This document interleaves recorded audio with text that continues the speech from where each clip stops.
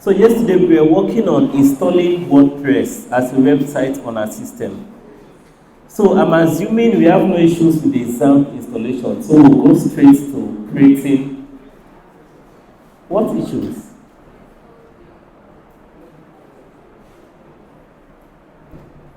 I think if you have that issue, your colleagues can help you with XAMPP.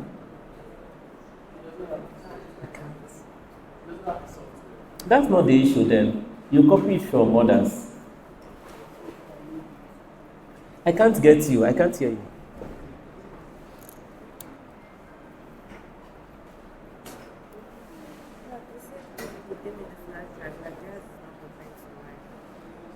Whose one have you tried? Who has a flash here?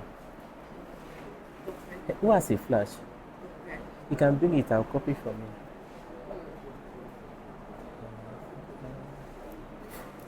Okay, so we'll go on. So if you recall, we already established in this class that the XAMPP folder on our system is where our files are located. Then we also say that the htdocs is actually our file manager. So we established that this WordPress zip file can be reused over and over. Thank you. Thank you. Thank you.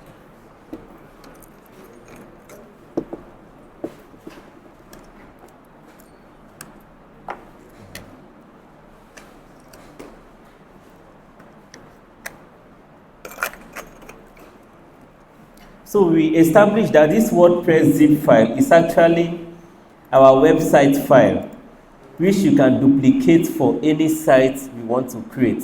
Did we get to that point?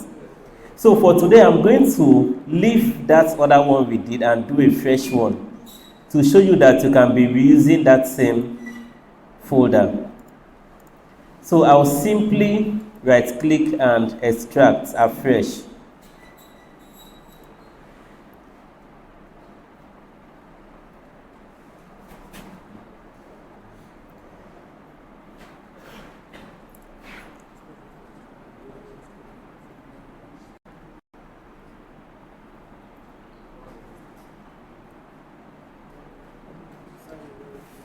So when I extract, I'll rename it to my preferred website name. In this case, I want to use class 2. The next thing, I'll make sure the files are on my root folder. So it is in another folder. I'll open it up. I can Ctrl A and cut, then paste on my root folder there, such that when I open this, it drops directly on the folder. So what's the next thing? Localhost / class 2. Okay, why mine happened this way? Remember I told you I have 2 XAMPPs. So possibly this is the XAMPP in use.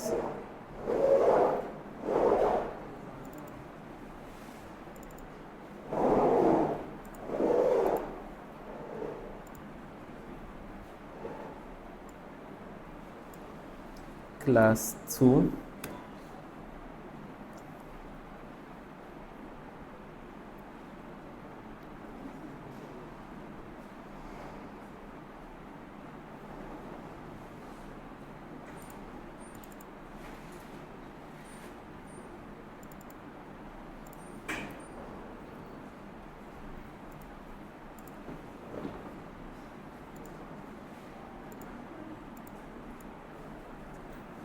So it has landed here. If you notice, I didn't have to go and start checking for my XAMPP because I installed it as a service, what I showed you yesterday. So as usual, we'll go on to next. Database name, I've not created a new one. So I'll go back to localhost / phpMyAdmin.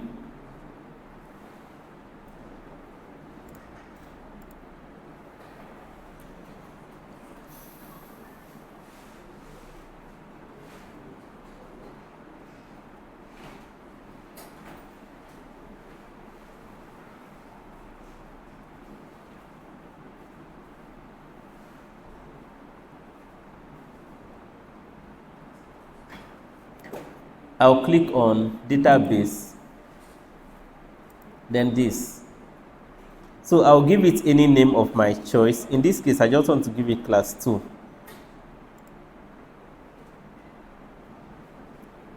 So I'll go back to my installation, put in that database name.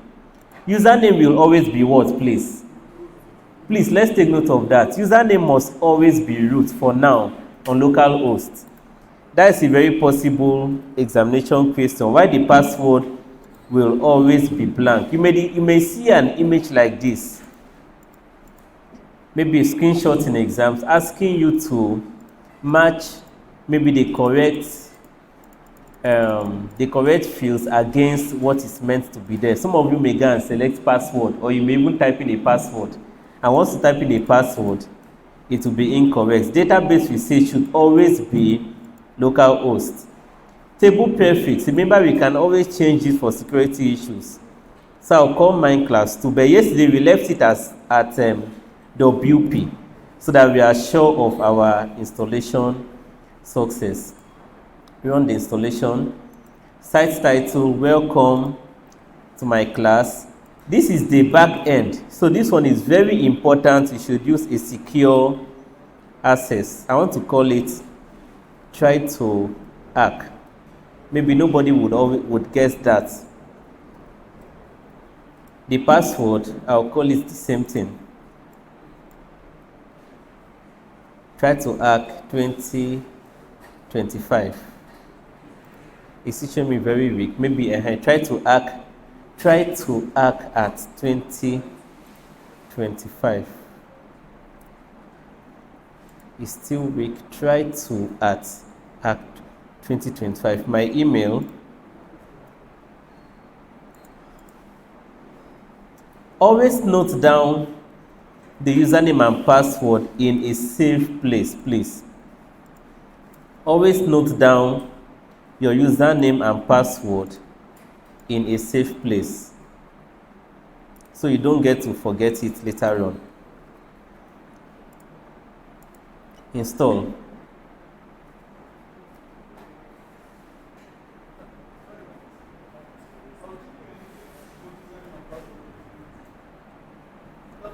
It was by choice. As I yesterday, we used the same thing so we can quickly get through the process. So I've answered your question now. So we have gone through this phase entirely. Let's look at some things. Please, let's go back to localhost/phpMyAdmin. You can look at my screen, then you can check yours after now. I want to go to the database I created. I created cyber class. When we created it, it was empty. But now look at this. It added 12 tables to my database. Let's click on the class 2 I created just now. It added 12 tables. I will see the difference. But if you note this, on the cyber class, the table prefix is WP. That is the one that comes with WordPress. While the second one I did, the table prefix is what? Class 2. Meaning it will be harder for someone to hack into this database than the first one. Since this first one used what usually comes with WordPress, it's very easy for someone to hack into this database. Are we following?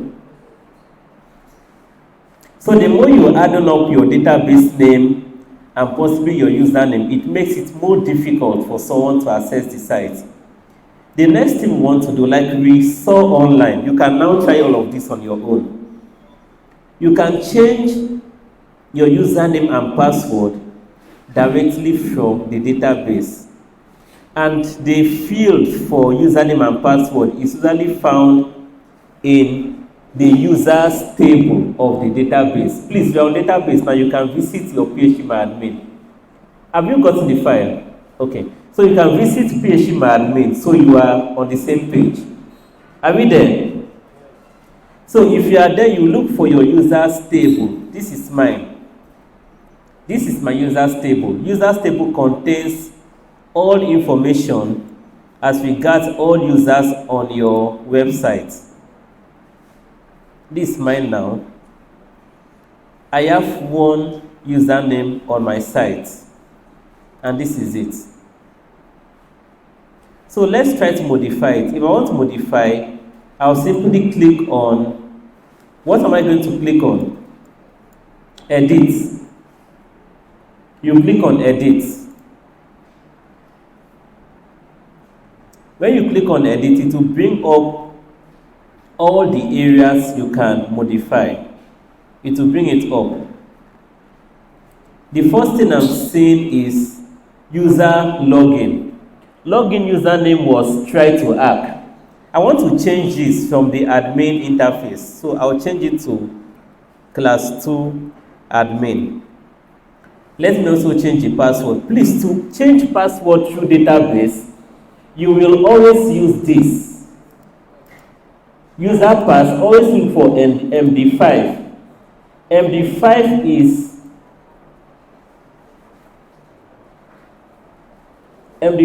is the only selection that allows you to modify user password on this type of PHP my admin. When you go to MD5, type any password you want. I want to leave it as class 2 admin. I want to even change the email.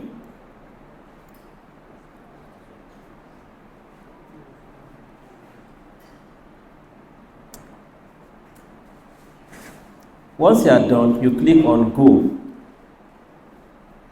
It has done all that change. How do I verify it? Let me go to my site. I'm on WP admin.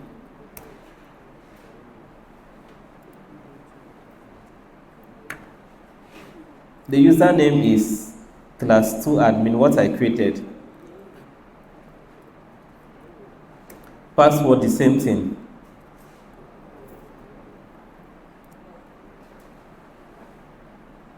I've been able to log into the site.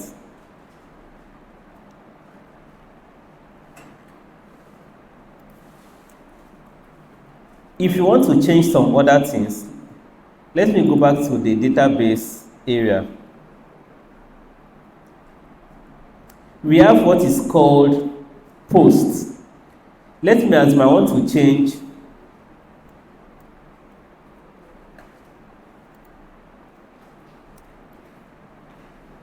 I want to modify some posts here directly from the PHP my admin. That is directly from the database. I'll simply visit posts. I'll look for the post I want to change. We usually operate on a principle called, let me type it here.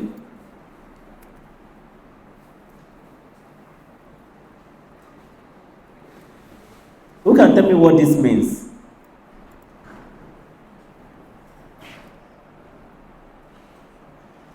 In making any change to any platform, you operate from the known to the unknown. This means what you see is what you get. Meaning, if you want to edit this website from PHP my admin and you go to post, you are seeing several things. First of all, you want to confirm, am I actually in the right place? So before you edit any of these things, you come to the site first. Look for what you can see. In this case, I'm seeing hello world, welcome to WordPress. This is your first post. I'll go back and check for any place that corresponds to what I'm seeing on the home page. Please, what can I see? What can you identify? Which of the tables? The first one. That means you try it. And in editing from database code, please just make a trial first. In this case, I want to come here and just change this alone.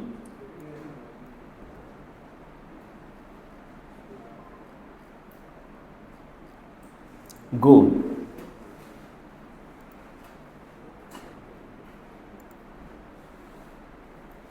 It has changed, meaning I'm on the right track.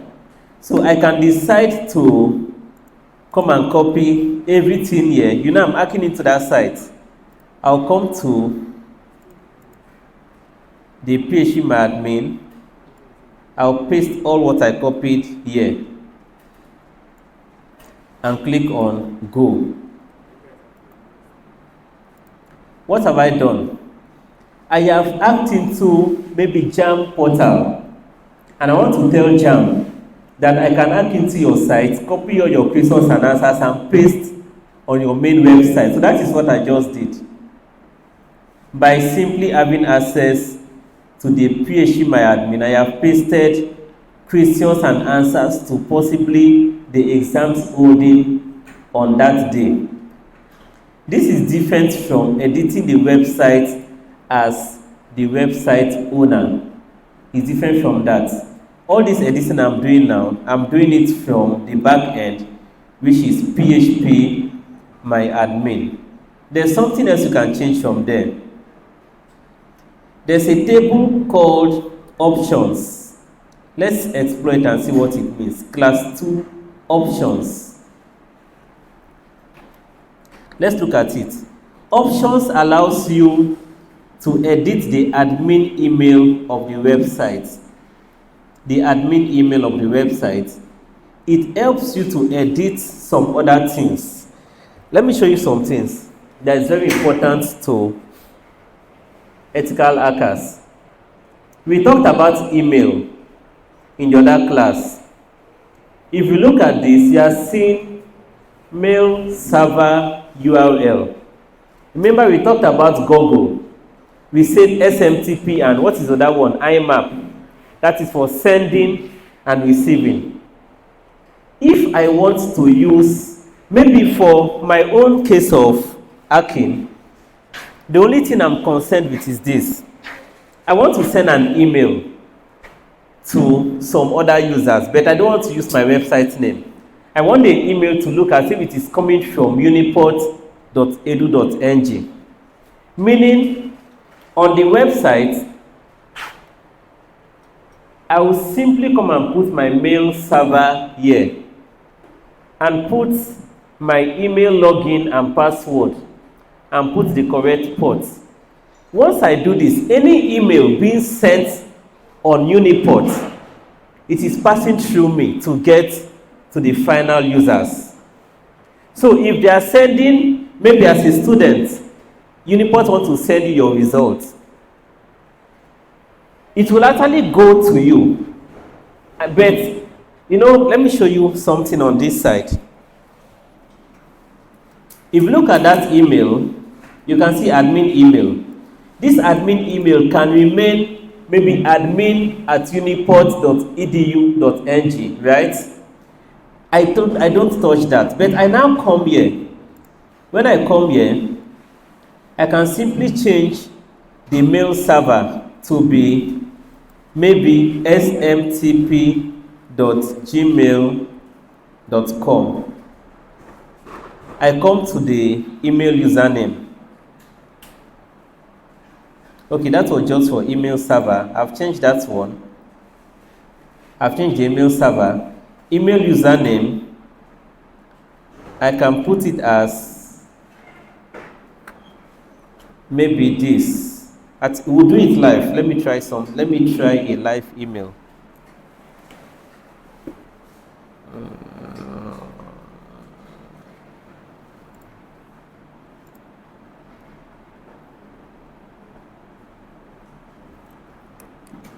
Remember, I showed us the cPanel of an email account in the other class. So on that cPanel, I want to create an email I want to use to hack into the other site.